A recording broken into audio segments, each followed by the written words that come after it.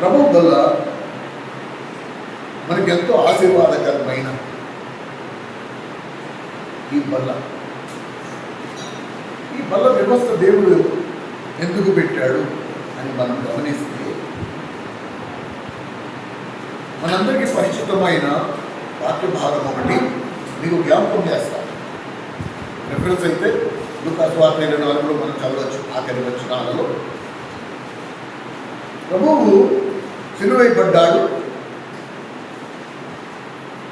సిలువైపడి తర్వాత జరిగిన సంఘటన ఇక్కడ ఎమ్మాయి అనే ఒక గ్రామం ఉంది. ఈ ఎమ్మాయి గ్రామమునకు ఇద్దరు వ్యక్తులు నడుచుకుంటూ వెళ్ళిపోతున్నారు. వాళ్ళు యెరూషలేముకి గొల్గొతా కొండ మీద యేసుక్రీస్తు ప్రభువు సిలువైపడుట అవన్నీ వాళ్ళ కళ్ళతో చూశారు. ఇది అయిపోయిన తర్వాత ఇప్పుడు వాళ్ళు ప్రభువు వాళ్ళకి చెప్పిన మాటలన్నీ జ్ఞాపకం చేసుకుంటూ మాట్లాడుకుంటూ ఇంటికి వెళ్తున్నారు. ఇంటికి వెళ్తున్న సమయంలో ఒక సంగతి జరిగింది. ప్రభువు కూడా వాళ్ళతో కలిసి నడుచుకుంటూ వచ్చాడు. ప్రభు సిలువైపడ్డాడు, ప్రాణం విడిచిపెట్టాడు, ఇక సమాప్తం అనేశాడు, అంతా అయిపోయింది. పునరుత్థానము కాక మునుపు, తండ్రి యొద్దకు వెళ్ళక మునుపు వీళ్ళు నడుచుకుంటూ వెళ్తున్న లూకాసు వార్త 24వ అధ్యాయం గమనించారు. లూకాసు వార్త 24వ అధ్యాయం 26వ వచనాన్ని మీరు 26వ వచనం నుండి మీరు గమనించగలరు. క్రీస్తు ఇలాగ శ్రమపడి తన మహిమలో ప్రవేశించుట అగత్యము కాదా అని వారితో చెప్పి, మోషేయు సమస్త ప్రవక్తలను మొదలుకొని లేఖనములన్నిటినీ తన్ను గూర్చి వచనముల భావము వారికి తెలిపెను. ఇంతలో తాము వెళ్ళుచున్న ఆ గ్రామమునకు దగ్గరగా వచ్చినప్పుడు ఆయన ఇంకా కొంత దూరము వెళ్ళినట్లుగా అడ్డుపడగా, ఆ తర్వాత ఏం జరిగిందో మనకు తెలుసు. ఆయనకి వీళ్ళతో ఉండాలని ఇష్టం. వీళ్ళు పిలిస్తే చిన్న ఓతలిస్తే చాలు, నేను వీళ్ళతో ఉండాలి అని ఆశపడ్డాడు. ఎందుకు ఆశపడ్డాడు అంటే, వీళ్ళు సిలువైపడిన తర్వాత ఆయన గురించి చర్చించుకుంటూ ఇంటికి వెళ్తున్నారు. కాళ్ళనడక. ఆ దినాలలో కార్లు బస్సులు ఏం లేవు. నడుచుకుంటూ ఎక్కడికైనా నడుచుకుంటూ ప్రయాణమై వెళ్ళాలి. 2 రోజులు 3 రోజులు ప్రయాణం చేసేవారు. అలాగే వీళ్ళు కూడా ఎమ్మాయి గ్రామస్తులు. వాళ్ళ గ్రామం పేరు ఎమ్మాయి. మన గ్రామం పేరు అడిగిపోయిన ఎలాగో వాళ్ళ గ్రామం పేరు ఎమ్మాయి. మాట్లాడుకుంటూ వెళ్తుంటే వారి ఆసక్తిని బట్టి ప్రభువు కూడా వాళ్ళకి ప్రత్యక్షమయ్యారు. ఈ సంగతి వాళ్ళకి తెలియదు. ఎవరో యాత్రికుడు వాళ్ళతో కూడా నడుస్తున్నారనుకుని వాళ్ళిద్దరూ ఈయనతో సంభాషిస్తున్నారు. యేసు ప్రభువు ఉన్న దినాలలో మాకు ఇలా చెప్పేవాడు అంటే, వారి వాక్యమును గూర్చిన ఆసక్తిని బట్టి ఆయన మొత్తము బైబిల్ గ్రంథం అంతటిని, పాత నిబంధన గ్రంథం అంతటిని మోషే మొదలుకొని అని మాట అందుకనే ఉందంటే, ప్రతి వచనంలో ఉండే భావము వాళ్ళకి బోధిస్తూ వచ్చారు. సరేనా? ఎప్పుడైతే ఇది అయిపోయిందో వాళ్ళ గ్రామం దగ్గరికి వచ్చేసి ఈ సంగతి ప్రభువు కూడా తెలుసు. వాళ్ళ దారి వాళ్ళు మలుపు తిరిగి మా ఊరు వచ్చేసింది, మేము ఇక్కడికి వెళ్ళిపోతున్నాం, మా ఇంటికి వెళ్తున్నాము అనుకుని ఆయన పిలవకుండా ఎలా వెళ్తాం? పిలవని పేరంటానికి ఎవరు వెళ్ళరు కదా. కాబట్టి ఆయన ఏం చేశాడు, నా త్రోవంట నేను వెళ్ళిపోవాలని చెప్పి ఆయన 4 అడుగులు ముందుకు వేయగా వీళ్ళు మళ్ళీ వెనక్కి పిలిచారు. అయ్యా మీరు ఒక మాట దయచేసి వెనక్కి రండి అంటే, లేదు పొద్దు ముక్కింది, చీకటి పడిపోయింది, ఈ చీకట్లో మీరు ఎక్కడికి వెళ్తారు? కొన్ని మైళ్ళ వరకు ఎక్కడ ఊరు కానీ గ్రామం కానీ ఇల్లు కానీ ఏమీ లేదు, ఈ రాత్రి మాతో బస్ చేయండి, రేపు పొద్దున్నే లేచి వెళ్ళిపోదురు అనగా నేను ప్రభు వెంటనే ఒప్పేసుకున్నాను. సరేనా? ఈ మాటకు అర్థం ఏంటి? జీవము కలిగిన దేవుడు నీకున్న ఆసక్తి కంటే ఎక్కువగా ప్రభువు నీతో సహవాసంలో ఉండడానికి ఇష్టపడుతున్నాడు. ఎప్పుడు అవకాశం దొరుకుతుందా నేను నా పరిశుద్ధుల మధ్యలో వెళ్ళిపోవాలి. కనుక వాడు పెద్ద బతిమాలుకోలే, ఒక్కసారి అడగగానే ఒప్పేసుకున్నాడు. మనం ఏం చేయమంటాం?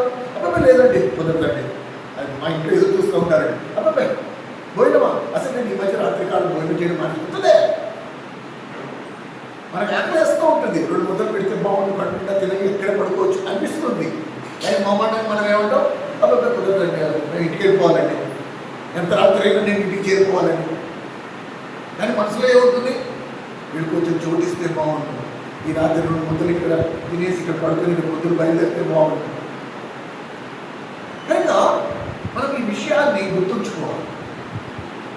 ప్రభు ఎప్పుడు కూడా నీ ఇంట్లోకి రావాలని, ఎప్పుడు కూడా నీతో కూర్చోవాలని, నీతో ముచ్చటించాలని, మాట్లాడాలని ఎప్పుడు ప్రభు ఆశ ఎదురు చూసుకోవాలి. ఇది మన ప్రభు గురించిన మనం తెలుసుకోవాల్సిన గూఢమైన సంగతి, రహస్యం.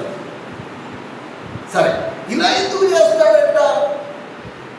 ఇలా ఎందుకు చేస్తాడంట? లేఖనం ఏం చెప్తోంది? మీరు నన్ను వెతుకుడి, నేను మీకు కనపరుచుకుందును.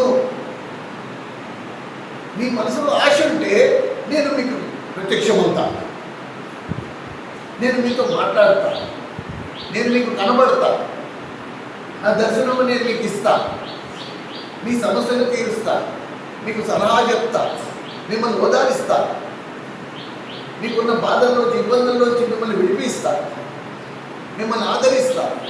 ఇది మన దేవుడు. యేసు అందరికీ మేలు చేయొచ్చు. కనుక ఎప్పుడైతే మా గ్రామస్తులు అడిగారో, వాళ్ళిద్దరూ అడిగారు మా ఇంటికి రమ్మని, అయితే సరే పదండి అయిపోయింది. ఇంటికి వచ్చేసారు. ఇంటికి వచ్చిన తర్వాత భోజనం అంత మనకు అలవాటు కదా, మన ఇంటికి చుట్టాలు వచ్చారు, ఇప్పుడు గెస్టులు వచ్చారంటే వాళ్ళకి భోజనం పెట్టాలి కదా. కూర్చున్నారు, రొట్టెలు తీసుకొచ్చారు, అన్నీ రెడీ అయిపోయింది. అంటే చదవండి 29వ వచనం. వారు సాయంకాలం కావచ్చింది, ఋతువు ఉక్కినది, మాతో కూడా ఉండమని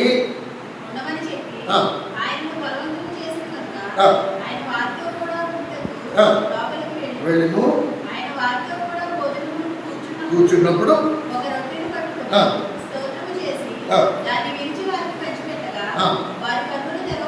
చాలు.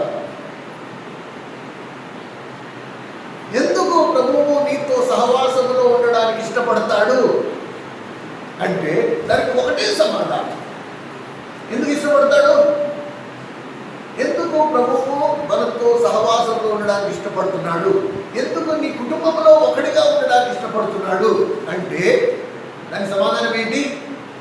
మన కనులను తెరవడానికి, దేవుని గూర్చిన గూఢమైన సంగతులు మనం గ్రహించడానికి, ఈ యుగ సంబంధమైన దేవత మనోనేత్రానికి గుడితనము కలుగు చేసినందున దేవుని గూర్చిన సత్యాలు, దేవుని గూర్చిన మర్మాలు, దేవుని గూర్చిన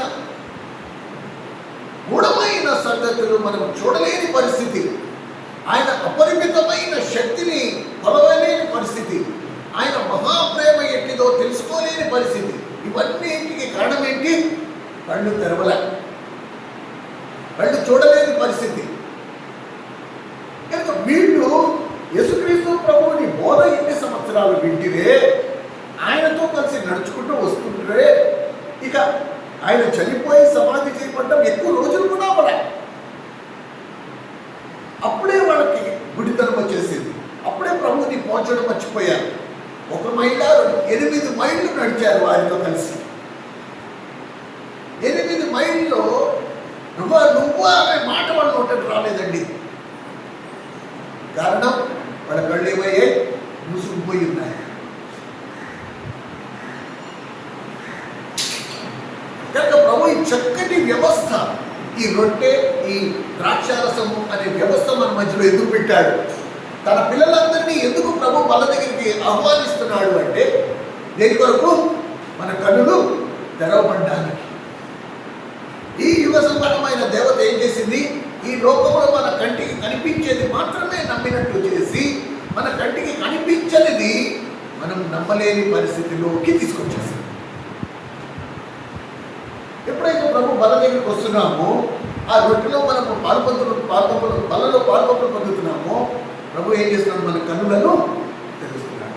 ఈ భారము, ఈ భావము, ఈ వీటితో మనం మందిరానికి రావాలి. ఇదిగో ప్రభువా, నీ బల్ల దగ్గరికి నేను వచ్చాను, నా కన్నులు తెరువు,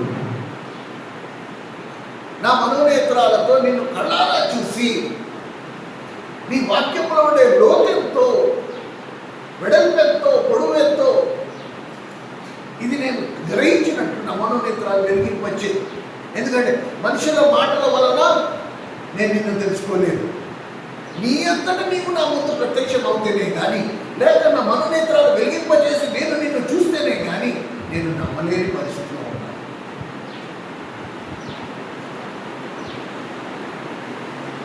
కానీ ఎప్పుడైతే ఆయన ఒక రొట్టెని ఎత్తుకొని కృతజ్ఞతాస్తుతులు చేసి దాన్ని విరిచాడో, వారి కన్నులు తెరవబడ్డాయి. అప్పుడు వాళ్ళు అంటున్న మాట ఏంటి చూడండి, తెరవబడి ఆయనను గుర్తుపెట్టి అంతటా ఆయన వారికి అదృశ్యమాయను. అంటే మాటకు అర్థం ఏంటి? ప్రభు ఎక్కడున్నాడు చెప్పండి. ప్రభు ఎక్కడున్నాడు? ఎక్కడున్నాడు ప్రభువు? చెప్పండి. ఎక్కడున్నాడు ప్రభువు? వారి ఎదుటే ఉన్నాడు, కానీ వారు ఆయనను చూడలేని పరిస్థితుల్లో ఉన్నారు. ఈరోజు కూడా ప్రభు ఇక్కడే ఉన్నాడు. చాలా మంది ప్రభుని చూడలేని స్థితిలో ఉన్నారు. కారణం ఏంటి? వారి కన్నులు మూతపడ్డాయి, వారి మనోనేత్రాలు వెలిగింపబడలేదు. అందుకనే పౌలు అన్నారు, మీ మనోనేత్రాలు వెలిగింపబడినందున. కనుక ప్రభు దగ్గరికి వారం వారం ఆయన బల్ల దగ్గరికి ఎందుకు రావాలి అంటే, ఆయన మన కన్నులను ఈ బల్ల దగ్గరికి వస్తేనే నా కళ్ళు తెరవబడతాయి. కనుక మన భారం ఏమై ఉండాలి అంటే, ఆయన రొట్టె విరిచి వాళ్ళకి ఇస్తుండగా వాళ్ళు ఏం చూసి గుర్తుపట్టారు? వాళ్ళ కంటికి ఏం కనపడింది? ఫస్ట్ ఆయన రెండు చేతుల్లో రంధ్రం కనపడింది. ఆయన రెండు చేతుల్లో రంధ్రం కనపడింది. అప్పుడు వాళ్ళు గుర్తుపెట్టారు, ప్రభువా నువ్వా?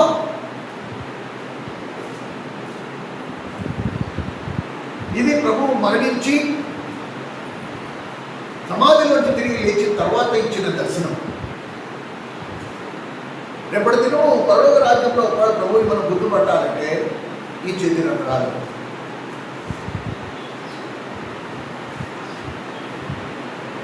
కనుక ప్రభు మనలో మనం పాల్పొందే సమయంలో కూడా నేనేం ప్రయత్నించాలి? ఆయన చేతి రంధ్రాలను గుర్తుపట్టడానికి. తద్వారా ఆయన శిలువలో ఎందుకు మరణించాడు అది జ్ఞాపకం చేసుకోవడానికి. వారం వెంబడి వారం నేను ఏదో మందిరానికి వచ్చి దండం పెట్టుకుని నమస్కారం చేసుకుని వెళ్ళిపోవడం నో. ఎందుకు ప్రభు శిలువలో మరణించాడు? ఏం చేద్దామని మరణించాడు? ఆయన చేతి రంధ్రాలను చూసుకుని అప్పుడు నా జీవితాన్ని నేను జ్ఞాపకం చేసుకోవాలి. నేను ఎక్కడ ఉంటిని, ఈరోజు దేవుడు నన్ను ఎక్కడ తీసుకొచ్చాడు. దౌర్భాగ్యమైన సత్యం ఏంటంటే, క్రైస్తవ జీవితం కూడా అన్యులుగా ఉన్నప్పుడు మనం ఎలాంటి పద్ధతి పాటిస్తూ వచ్చాము? ఆపద వచ్చినప్పుడు మొక్కుకుని, సంపద వచ్చినప్పుడు ముడుపులు కట్టేసే రకాలు. ఆపద మొక్కులు, సంపద ముడుపులు అంటారు. క్రైస్తవ జీవితం కూడా ఇంచుమించు అలాగైపోయినట్టు కనిపిస్తుంది మనకి కడవల దినాలలో. ఒకప్పుడు ఎప్పుడో ఆపద వచ్చింది, ఓ ప్రభా నేను నమ్ముకుంటాను, నువ్వు కనుక ఈ నా సమస్య తీర్చే, ఈ రోగం తగ్గించే, అయిపోయింది. ప్రభు అందరికీ మేలు చేసేవాడు, ఎవరికి కీడు చేయడు. కాబట్టి మేలు చేయాలని నీ ఆపద నుంచి నిన్ను తొలగించాడు, నీ సంకటాన్ని కుదిర్చాడు, నీ బాధలను నిన్ను విడిపించాడు, మరణము నిన్ను మింగే పరిస్థితుల్లోంచి మరణము నుండి నిన్ను తప్పించాడు.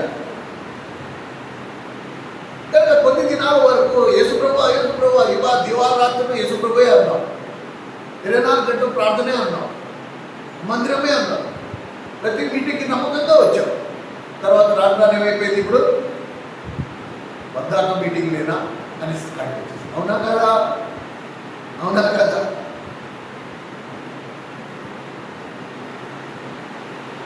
కనుక మన కనులు విప్పబడుతున్నాయా, లేకపోతే విప్పబడిన కనులు విప్పి ఉన్నాయని తెలిసి కూడా నేను మూసుకుని ఉన్నట్లు నటిస్తున్నాను? ప్రభు మనకి నేర్పించిన బాట ఏంటి?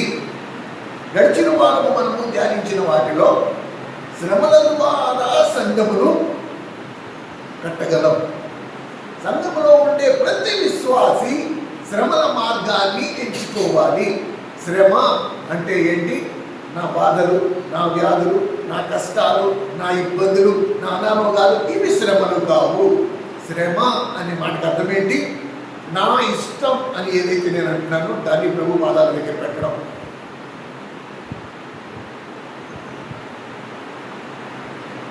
నాకు అన్ని అవకాశాలు ఉండి కూడా నా చిత్తము కాకుండా ప్రభు చిత్తాన్ని నెరవేర్చడం.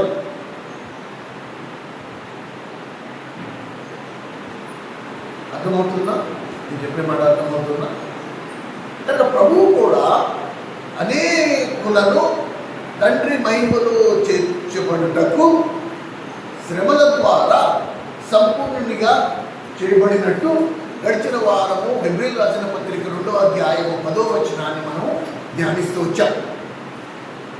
ఆయన శ్రమపడి 33.5 సంవత్సరాలలో ఏ ఒక్కరోజు తన స్వచిత్తాన్ని నెరవేర్చుకోలేదు. ఒకరోజు కాదు, 2 రోజులు కాదు, 33.5 సంవత్సరాలు శ్రమ పడ్డాడు. ఆయనకి కూడా కోరికలు ఉండేవి.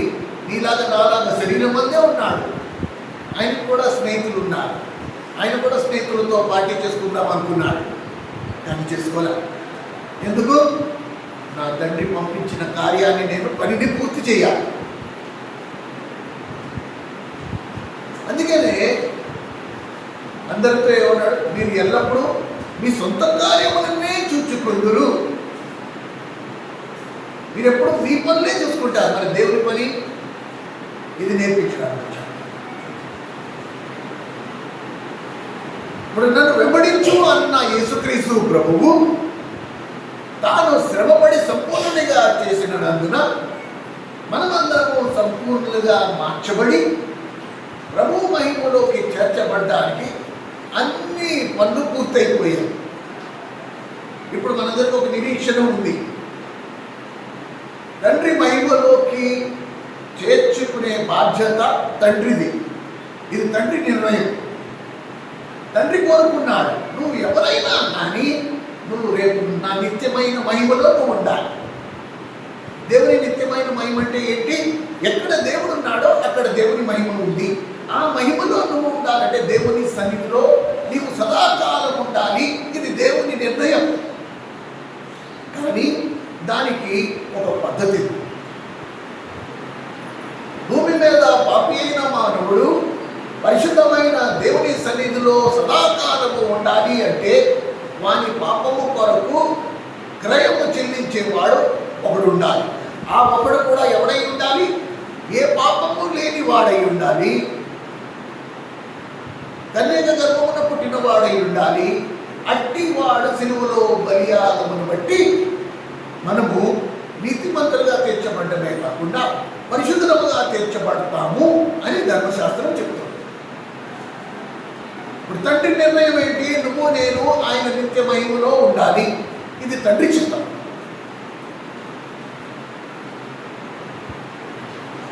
కనుక మనల్ని తండ్రి మహిమలోకి చేర్చుకోవడానికి యేసుక్రీస్తు ప్రభువు శ్రమపరచబడి తాను శ్రమ పొంది అనేకులను తండ్రి మహిమలోకి చేర్చే బాధ్యత తన భుజం మీద తండ్రి వేశాడు. ఆయన వీళ్ళందరూ నీతో పాటు నా నిత్యమైన మహిమలో ఉండాలి. ఇది నా చిత్తం. చెప్పు, నువ్వు ఓకేనా అంటే, నానా నీ చిత్తమే నా చిత్తం. నువ్వు ఎలా అంటే అలా కాదు. ఘోరమైన శిలువ మరణం ఉంది. చేతుల్లో చిగలు కొడతారు, తల మీద ముళ్ళ కిరీటం పెడతారు, ముఖం మీద ఉమ్మి వేస్తారు. నువ్వు ఎన్నడూ భరించలేని అవమానము నిందలు పొందుతావు. అంతేకాదు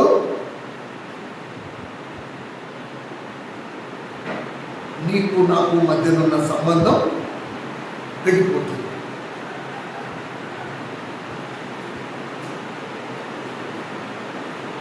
తాను ప్రగాఢంగా ప్రేమించిన తన ద్వితీయ కుమారునితో సంబంధము తెంచుకోవడానికి కూడా తండ్రి వెనకాడలేదు. దానికి సరిసమానంగా కుమారుడు కూడా తండ్రితో ఎడబాటు పొందడానికి వెనకాడాలి. ఇదంతా దేని కొరకు? కేవలం నీ కొరకే. నువ్వు సదాకాలం తండ్రి సన్నిధిలో ఉండాలి. ఈ ఒక్క దేవుని పరలోకమందున్న తండ్రి యొక్క చిత్తము కొరకు ఇంత పెద్ద బైబిల్ గ్రంథము, అందులో 66 గ్రంథాలు, ఆ చరిత్ర అంతా కేవలం నువ్వు నేను తండ్రి సన్నిధిలో సదాకాలము ఉండాలి అనే ఒక్క సంకల్పం కొరకు ఇంత జరగాల్సి వచ్చింది. ప్రభు వలలో చేతులు వేసే సమయంలో ప్రియమైన సహోదరుడా, ఎప్పుడు కూడా పరీక్ష, సదాకాలము పరీక్ష. ఏం పరీక్షించుకోవాలంటే, నిజంగా తండ్రి సన్నిధిలో ఉండడానికి నేను యోగ్యుడేనా? దానికి తగినట్టుగా నేను భూమి మీద నా జీవితాన్ని నేను జీవిస్తున్నానా? ఈ క్షణం కనుక ప్రభువు వచ్చి టైం అయిపోయింది పదా అంటే, నేను వెళ్ళి తండ్రి సన్నిధిలో నిలబడడానికి సమర్థుడేనా? సిద్ధపాటు కలిగి ఉన్న వాడినేనా? ఎలా వెళ్తా? అక్కడికి వెళ్ళి ఏ మోహం చూపించాలి? తండ్రితో ఏం మాట్లాడాలి? ఏం చెప్పాలి? ఉందా? ఆ గ్రహింపు ఉందా? ఆ ప్రయాసం ఉందా? అలాంటి జీవితం ఉందా? ఇది మనం కనిపెట్టాలి. ఒకవేళ కుమారుడే అనేక శ్రమల ద్వారా మనల్ని సంపూర్ణంగా చేయడమే కాకుండా తండ్రి సన్నిధిలో నిలబడే భాగ్యము మనకి కలుగు చేశాడంటే, ఇప్పుడు అదే పరిచర్య దేవుడు మనందరికీ అప్పగించాడు. ఇవాళ మనం చదువుకునే వాక్య భాగము, ఇప్పుడు యేసుక్రీస్తు ప్రభు చేసిన పరిచర్య ఆయన శరీరధారి అయి ఉన్న దినములలో ఆయన చేసిన తర్వాత, ఎప్పుడైతే శరీరాన్ని త్యాగించాడో, శరీరాన్ని విడిచిపెట్టాడో, ఆ పరిచర్య ఎవరికి ఇచ్చాడు? తన శిష్యుడికి అప్పగించాడు. రండి, 2 తిమోతికి రాసిన పత్రిక. అపోస్తుడైన పౌలు తన శిష్యుడైన యవనస్తుడైన తిమోతికి రాస్తూ ఈ మాట మీరు గమనించగలరు. 2వ అధ్యాయం 10వ వచనం. అందుచేత ఏర్పరచబడిన వారు నిత్యమైన మహిమతో కూడా క్రీస్తు యేసునందరి రక్షణ పొందవలనని నేను వారి కొరకు సమస్తమును ఓర్చుకుంటున్నాను. ఓర్చుకోవడం అంటే ఏంటి? శ్రమపడ్డం. ఓర్చుకోవడం అంటే ఏంటి? శ్రమపడ్డం.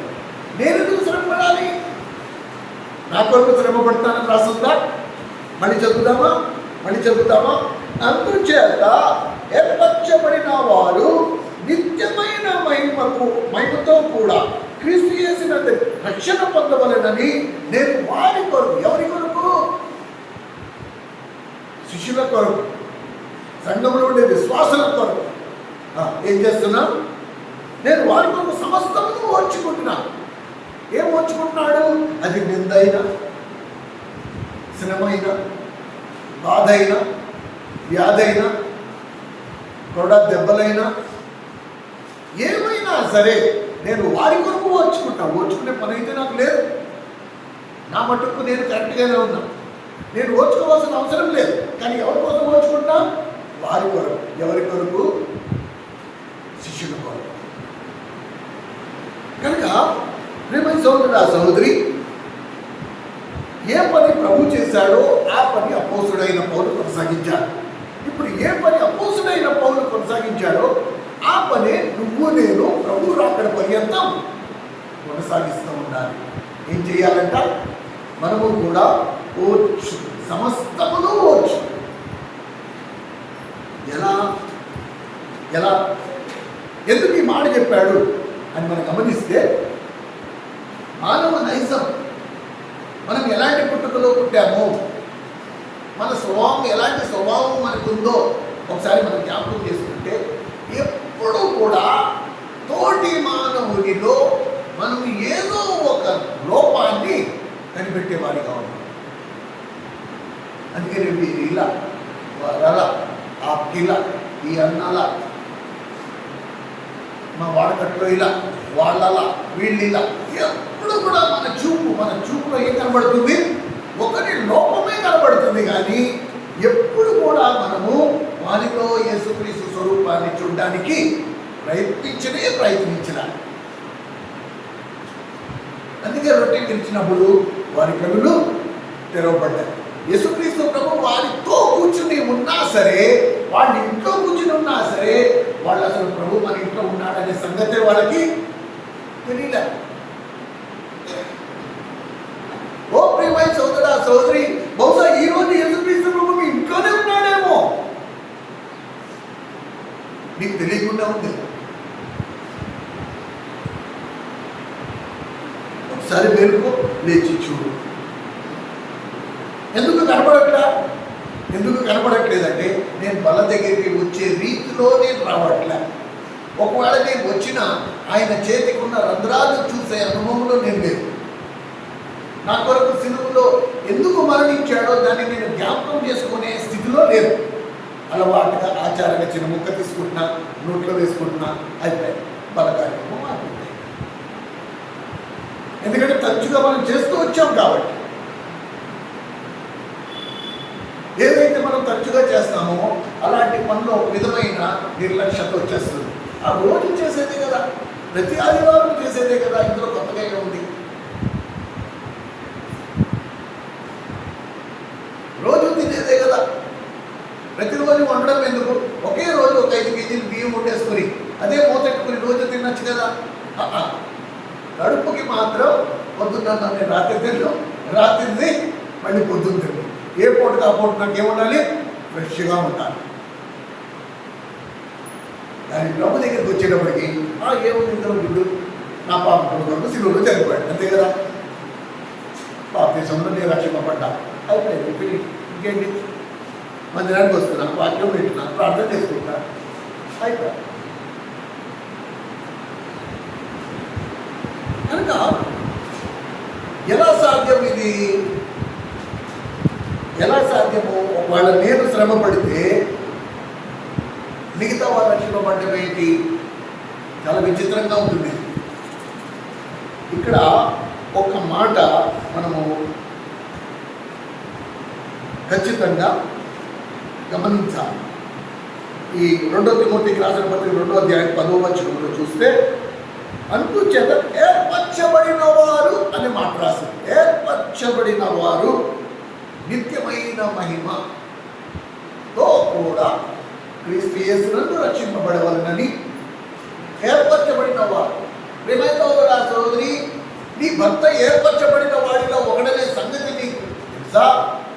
నీ భార్య ఏర్పరచబడిన వారిలో ఒకదని నీకు తెలుసా?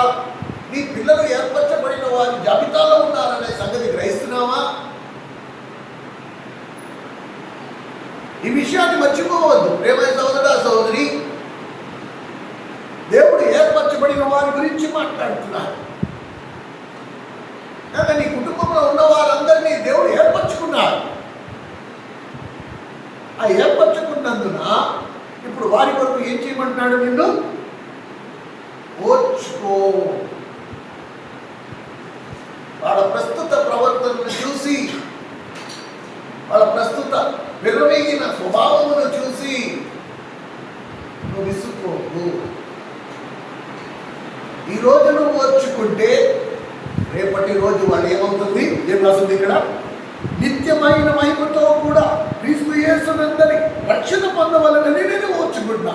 వాడి రక్షణ నిమిత్తము నువ్వు నేను ఓర్చుకోవచ్చు.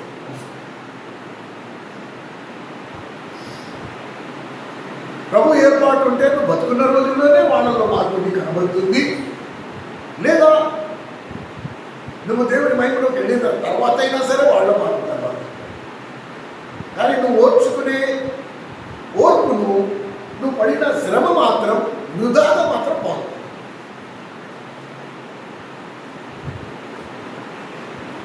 ఇది ఖచ్చితం. ఇప్పుడు 2 మాటలు మళ్ళీ చదువుకుందామా? పక్కన పెట్టి మొట్టమొదటిది హెబ్రీయులకు రాసిన పత్రిక 2వ అధ్యాయం 10వ వచనం. హెబ్రీయులకు రాసిన పత్రిక 2వ అధ్యాయం 10వ వచనం. ఎవరి నిమిత్తము సమస్తమును ఉన్నవో, ఎవరి వలన కలుగుచున్నవో ఆయన అనేకులైన వారిని కుమారులను మహిమకు తెచ్చుచుండగా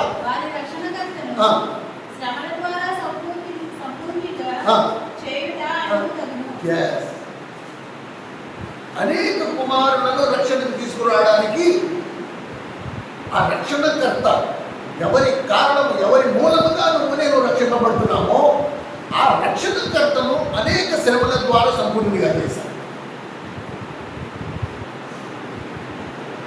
ఎందుకు శ్రమపరచబడాల్సి వచ్చింది? ఎందుకు యేసు ప్రభు శ్రమపరచబడ్డాడు? ఎందుకు అంటే అదే అధ్యాయంలో 18వ వచనంలో ఆయన శ్రమ పొంది తాను శోధింపబడి శ్రమ పొందను కనుక శోధింపబడుతున్న వారికి సహాయం చేయవాడు.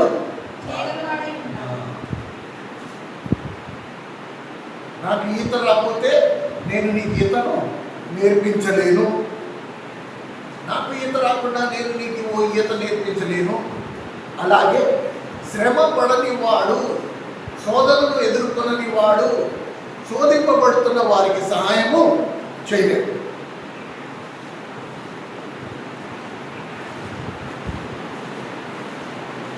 ఆయన శ్రమల ద్వారా సంపూర్ణునిగా చేయబడకపోతే అసంపూర్ణమైన నిన్ను నన్ను సంపూర్ణునిగా చేయలేడు. కనుక ప్రతిదీ నీ కొరకు నా కొరకు ఓర్చుకోవడం అనే మాటకు అర్థమేంటి? యేసుక్రీస్తు ప్రభు సంపూర్ణుడిగా ఉండినప్పటికీ మన కోసం శ్రమల ద్వారా మళ్ళీ సంపూర్ణునిగా చేయబడాల్సి వచ్చింది. ఎందుకంటే మనకి నేర్పించడానికి. ఇప్పుడు నేను శ్రమలను ఎదుర్కొన్నప్పుడు, నేను ఇతరుల కొరకు సంఘంలో ఓర్చుకున్నప్పుడు అప్పుడు ఏమవుతుంది? మిగతా వారు రక్షింపబడతారు. నేను నోరు విప్పి దేవుని సంఘంలో నాకు ఏ పని ఉండకపోవచ్చు, నేను ఒక నామకార్థ విశ్వాసిగా ఉండొచ్చు, లేకపోతే దేవుని మందిరంలో అత్యంత చులకని పని టాయిలెట్లు కడగచ్చు, లేకపోతే చెప్పులు వరుసగా పెట్టచ్చు, లేకపోతే మందిరంలో ఎంగిల్ మెతుకులు చూడవచ్చు,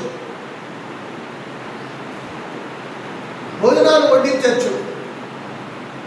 పని ఏదైనా కానీ ఒకవేళ కనుక నేను ఇతరుల కొరకు ఓర్చుకునే అనుభవంలో ఉంటే, నేను నోరు విప్పి ఒక్క వాక్యము బోధించకుండా, జాక్పనర్ గారు ఏమన్నారు తెలుసా?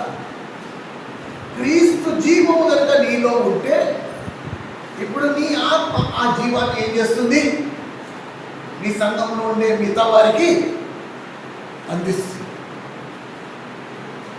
నాలో మరణము, మీలో జీవం. నా స్వచిత్తాన్ని నేను మరణిస్తే ఇప్పుడు క్రీస్తు జీవము నీలోకి ప్రవేశిస్తుంది. ఎన్ని విషయాలు ప్రభువుకి సంబంధం లేనప్పటికీ ప్రభువు దాన్ని అనుభవించాల్సి వచ్చింది. శ్రమల ద్వారా సంపూర్ణునిగా చేయబడ్డాం. ప్రభు సంపూర్ణుడు, ఆయనలో ఏ అసంపూర్ణత లేదు, అయినా కూడా ఆ శ్రమల ద్వారా సంపూర్ణునిగా చేయబడ్డారు. ఎన్ని విషయాలు ఇక్కడ రాసున్నాయి.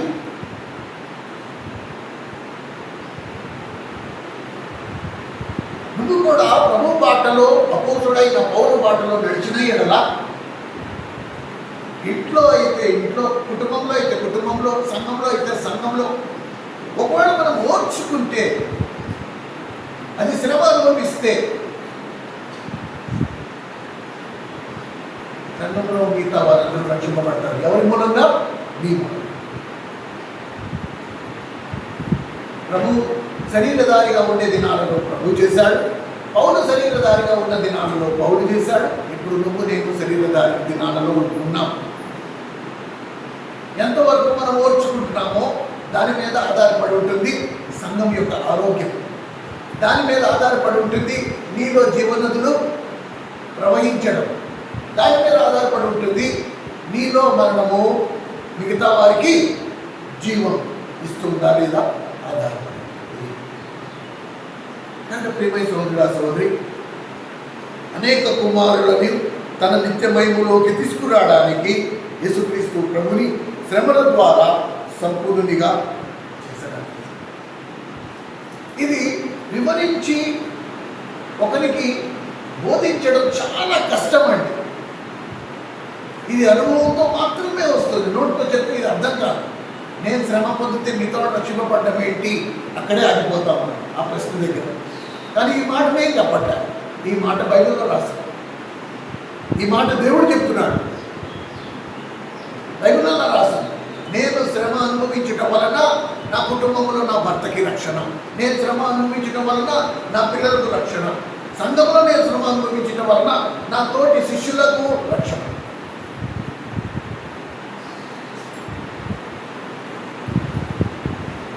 ఇది నేను చెప్పండి. ఏమి యేసుక్రీస్తు ప్రభువుకి అవసరం లేదో అయినా ఆయన దేవుని కుమారుడయ్యుండి, ఎక్కడ రాసిన మాట, హెబ్రీయులకు రాసిన పత్రిక 5వ అధ్యాయం, హీబ్రూస్ చాప్టర్ 5, హెబ్రీయులకు రాసిన పత్రిక 5వ అధ్యాయం 7వ వచనాన్ని గమనించండి. 7వ వచనం, శరీరధారి అయి ఉన్న దినములలో మహారోగముతోను కన్నీళ్లతోను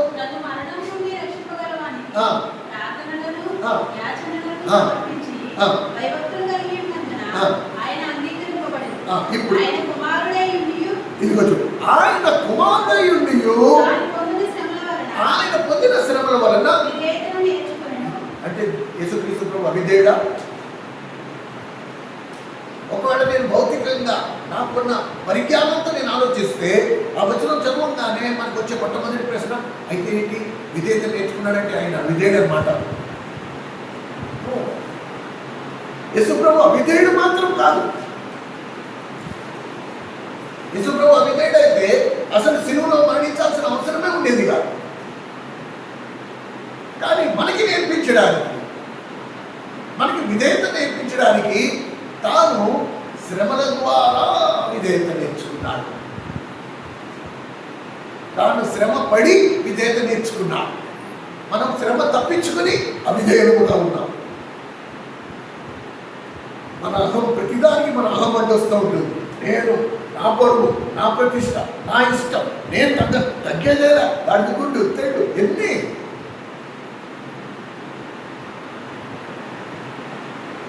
ఇవి నిన్ను నన్ను ఎలా చేస్తున్నాయి? అవిధేయులుగా మార్చేస్తున్నాయి. ప్రభు విధేయుడై ఉండి కూడా శ్రమల ద్వారా విధేయత నేర్చుకునేదని రాస్తుంది. ప్రభు నేర్చుకోవాల్సిన అవసరమే లేదు. కానీ ఎందుకు నేర్చుకున్నాడు?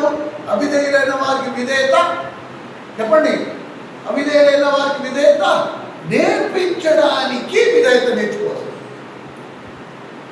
మనకి నేర్పించడానికి, అరే బాబు నేను విధేయుణ్ణి అని నోట్తో కంటే కాదు, నువ్వు శ్రమ అనుభవిస్తేనే కానీ, నువ్వు శ్రమ అనుభవిస్తేనే కానీ. కోపం వచ్చింది, కోపగించే అధికారం ఉంది, ఉప్పు కారం తిన్న శరీరం, కండబలం ఉంది. నేరుగా వెళ్ళి నీ ఎదుర్కొండా ఉన్న శత్రువులతో నువ్వు దాడి చేయగలవు, చేసుకోవచ్చు, నోరు పారేసుకోవచ్చు. కానీ ఆ సమయంలో కనుక నువ్వు అలా చేయకుండా ఉంటే, మౌనంగా ఓర్చుకుంటే, అది శ్రమ నీ శరీరం మందు నువ్వు అనుభవించినట్టు. అలా చేసినట్లా ఏమవుతుంది? ఏమవుతుందండి? నీ ఎదుటి వారి రక్షణకు నువ్వు కారకుడు అవుతావు. నువ్వు మౌనంగా ఉండటం వలన మిగతా వారు రక్షింపబడతారు. వాళ్ళు ప్రభువుని తెలుసుకుంటారు. వారు రేపటి దినం నీతో పాటు మహిమలో కనబడతారు. అక్కడ నీతో అన్నా, నేను ఎంత దుర్మార్గుడినై నీ మీద రెచ్చిపోతున్నా సరే, నువ్వు ఆ రోజు మౌనంగా ఉన్నావు చూడు, అది నా జీవితాన్ని మార్చేసింది. నీలో ప్రభువుని నేను ఆ రోజు నేను ప్రభు ఎవరో నేను చూశాను. ఎక్కడ చూశాడు? నీలో చూశాడు. నీ మూలంగా ప్రభు ఎట్టివాడు నేను తెలుసుకున్నాను. నువ్వు లేకపోయి ఉంటే నేను ఈరోజు మహిమలో నీతో పాటు నేను ఉండేవాడిని కాదు. కనుక ప్రియమైన సోదరుడా సోదరి, ఈ విషయాన్ని మనము జ్ఞాపకం ఉంచుకుందాం. ఇలాంటి ప్రభు జీవితాలలో మనకు కొన్ని సందర్భాలు మనం చూస్తే బాప్తిసం ఇచ్చి యోహాను బాప్తిస్మాలు ఇచ్చుచుండగా యేసుక్రీస్తు ప్రభు కూడా వెళ్ళి వరుసలో నుంచున్నాడు. ఇప్పుడు బాప్తిసం ఎవరు తీసుకుంటారు చెప్పండి? బాప్తిసం ఎవరు తీసుకుంటారు? ఎవరైతే తమ పాపములను ఒప్పుకుని ప్రభా నేను పాపినని ఒప్పుకుంటాడో, తమ పాపములు క్షమించబడి ఇప్పుడు ప్రభు కుటుంబంలో చేర్చబడిన వారిగా బాప్తిసం సాక్ష్యం. యేసు ప్రభు పాపం చేశాడా? మరి బాప్తిసం తీసుకోవాల్సిన అవసరం యేసు ప్రభుకి ఉందా? లేదు. అయినా కూడా బాప్తిసం ఎందుకు తీసుకున్నాడు? పాపంలో తను కూడా ఒకటిగా నిలబడినప్పుడు అందరూ ఏమనుకున్నారు? ఎన్ని నీతి కబుర్లు చెప్పాడురా మనకి ఎన్ని నీతి కబుర్లు చెప్పాడురా, మనతో పాటు వచ్చినాడంటే మనకి తెలియకుండా రహస్యంగా వీడిని పాపం చేసి ఉంటాడో అందరూ అనుకున్నారు. అందరూ ఉన్నవాడు అనుకున్నాడు, ఆయన వెనకాల నిలబడిన వాడు అనుకున్నాడు. ఆయనను విన్నాడు. విన్నా కూడా మౌనంగా ఉన్నాడు. ఆయన మౌనంగా ఓర్చుకున్నాడు. నాలో పాపం ఎవరైనా కనుగొనగలరా అని సవాలు చేసిన దేవుడు బాప్తిసం ఇచ్చే క్యూలో నిలబడినప్పుడు మౌనం వహించాడు.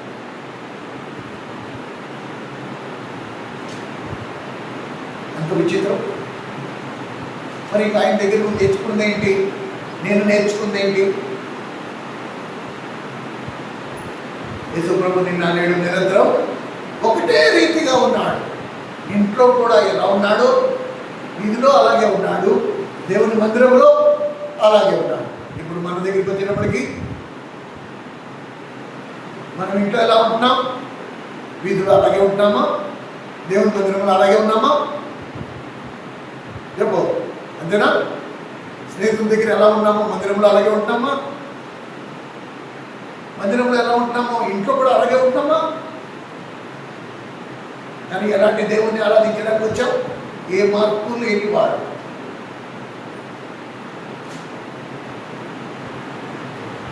ఎలా బలంలో పాలు పొందేస్తున్నాం? నీకు ఎంత ధైర్యం? రేపు దేవుడికి ఏం లెక్క చెప్తావు? అరే 3 విషయాలు శరీరధారి అయిన దినాలలో ఆయన కుమారుడై ఉండి కుమారుడికే తప్పలేదు, నీకు నాకు ఎలా తప్పది? ఆయన కుమారుడై ఉండి శ్రమల ద్వారా విధేయత నేర్చుకున్నాడు. ఏమండి? ఈ విధేయత ఎక్కడి నుంచి వస్తుంది అంటే నా స్వచిత్తానికి నేను చనిపోతూ రావాలి. నాకేం తోచిందో అది చేయడం కాదు. ప్రభా నువ్వే ఉంచున్నావు, నువ్వే కింద మీద వేసుకున్నావు, నువ్వే శ్రమ అనుభవించినప్పుడు నేను ఈ పాటి వాడు. ఆయనలో ఏ లోపం లేకపోయినా సరే నింద ఆయన మీద వేసుకున్నాడు. ఆయనలో ఏ పాపము లేకపోయినా సరే పాపలతో కలిసి నిలబడ్డాడే. ఇవాళ నువ్వు నేను నిలువెత్తు పాపములో పుట్టి పాపములో పెరిగిన వారమా? ఏం చెప్పుకుంటున్నాం? నా అంత నీతిమంతుడు ఇంకోడు లేడు.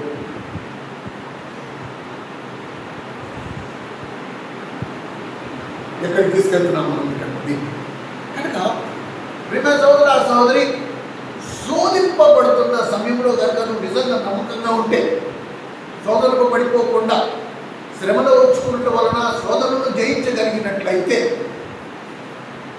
నీ ద్వారా నీ కుటుంబంలో జీవం కలిగిన దేవుడు అద్భుతమైన కార్యం చేస్తాడు. ఈరోజు నీ భర్త మానసిక పొందట్లేదు అంటే దానికి కారణం నువ్వే. ఈరోజు నీ భర్త భార్య మానసు పొందట్లేదు, ఇంకా అలాగే ఉంది, రక్షింపబడిన నాటి నుండి ఇంతవరకు అలాగే ఉందంటే దానికి కారణం నువ్వే.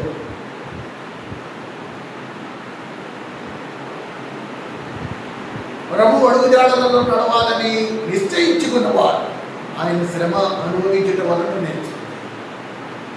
ఇప్పుడు శోధింపబడుతున్న వారికి సహాయం చేయగలవాడు ఆయన. ఇప్పుడు దేవుడు ఆ పిలుపునిస్తున్నాడు, నేను నీకు చూపించిన బాటలో నువ్వు నడవడానికి సిద్ధమా? పరిస్థితుల వైపు చూడద్దు, గమ్యం వైపు గురిపెట్టుకో. నీ కొరకు గవిని యుద్ధ నిలబడి 2 చేతులు చాచి ఎదురు చూస్తున్న యేసుక్రీస్తు ప్రభు వైపు చూడు. ప్రభు అన్నాడు, నువ్వు నా పనులు చేయి, నేను నీ పనులు నేను చేస్తాను. నువ్వు నా కుటుంబం కొరకు ప్రయాసపడు, నేను నీ కుటుంబం కొరకు ప్రయాసపడతాను. జీవితాలు వర్తమానాల ద్వారా మారవు, జీవితాలు ప్రార్థనల ద్వారా మారవు. జీవితాలు దేని ద్వారా మారుతాయి? నువ్వు శ్రమ అనుభవించటం వలన, నీ స్వచిత్తానికి నువ్వు రోజు రోజు చనిపోతుండటం వలన.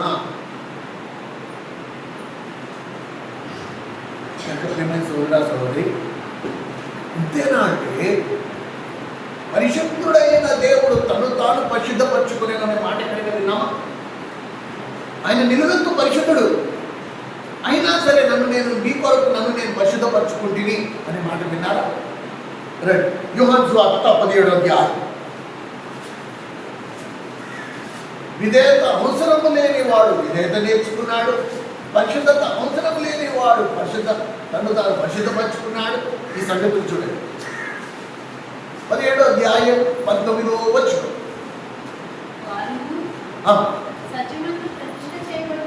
వారు సత్యమందు ప్రతిష్ఠింపజేయబడినట్లు.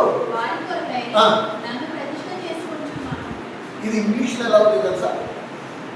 ఇంగ్లీష్ బైబిల్లో వారును సత్యమందు ప్రతిష్ఠింపజేయబడినట్లు నన్ను నేను పరిశుద్ధపరచుకుంటుని. I sanctify myself. పరిశుద్ధమైన దేవుడు తను నాకు పరిశుద్ధపరచుకుంటా ఎంత బిడ్డోరో. కనుక ప్రియమైన సోదరుడా సోదరి, ఈ పిలుపు ప్రభు మనందరికీ ఇచ్చిన పిలుపు. శ్రమల మార్గం గుండా మనం నడవాలి. ఏమండి, ఈ పాట కనుక నేను ఎంచుకుంటే అప్పుడు ఏమవుతుంది అంటే 2 కొరింథీయులకు రాసిన పత్రిక 4వ అధ్యాయం 12వ వచనం ప్రకారంగా మాలో మరణమును చదవండి ఒకసారి. 2 కొరింథీయులకు రాసిన పత్రిక 4వ అధ్యాయం 11వ వచనం.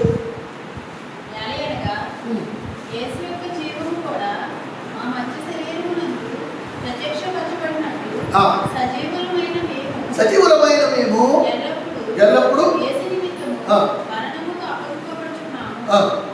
కావున మాలో మరణమును నేను నా స్వచిత్తానికి చనిపోతేనే కానీ నాలో ఉండే క్రీస్తు జీవము నీలోకి రా. అందుకే నేను మాటిగా మాట్లాడతాను. వర్తమానాల ద్వారా ప్రార్థనల ద్వారా ఇవి చేయొద్దని అన్నట్ల, కానీ వీటి ద్వారా మాత్రం కార్యం జరగదు. దేని ద్వారా జరుగుతుంది? నాలో మరణము నీలో జీవం.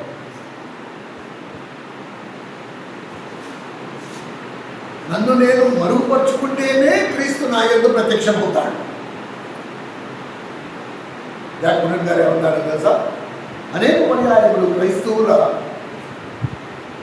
సువార్త కానీ వాక్యము కానీ వర్తమానము కానీ వీటికంటే వారి వ్యక్తిగత సాక్ష్యం గట్టిగా వినపడుతూ ఉంటుంది.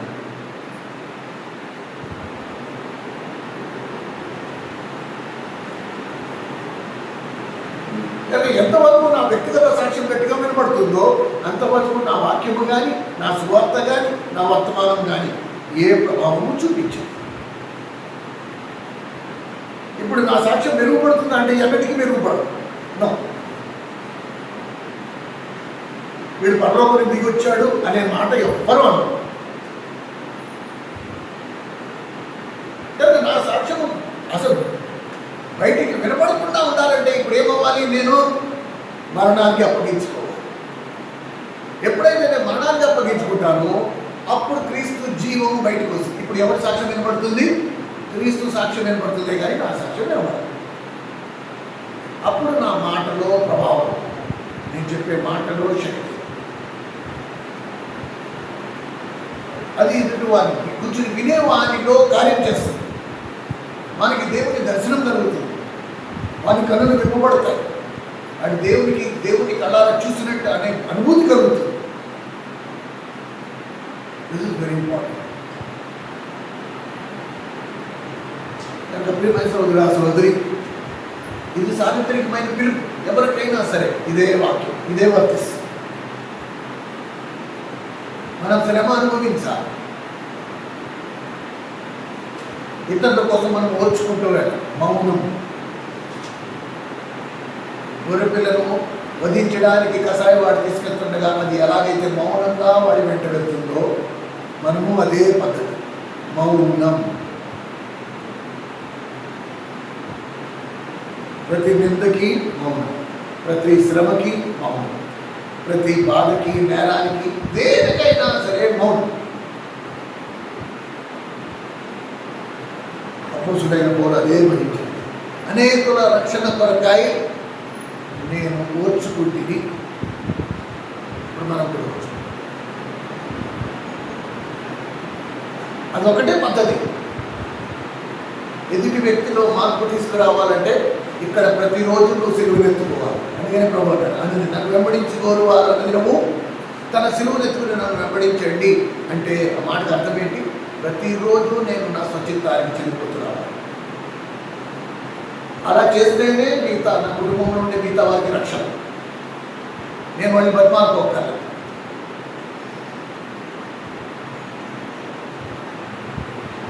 ప్రేమ సహోదరి, ప్రభు బలను మనం సమీపించినప్పుడు పరిశుద్ధ దేవుడు మన మనోనేత్రాలు వెలిగింపజేయునుగా. మనము కూడా ప్రభువు యొక్క చేతి గాయములను చూచి ఆయన మన కొరకు ఎందుకు మరణించాడో ఆ గ్రహింపు కలిగి ప్రభువు శ్రమల ద్వారా ఓర్చుకుని విధేయత నేర్చుకుని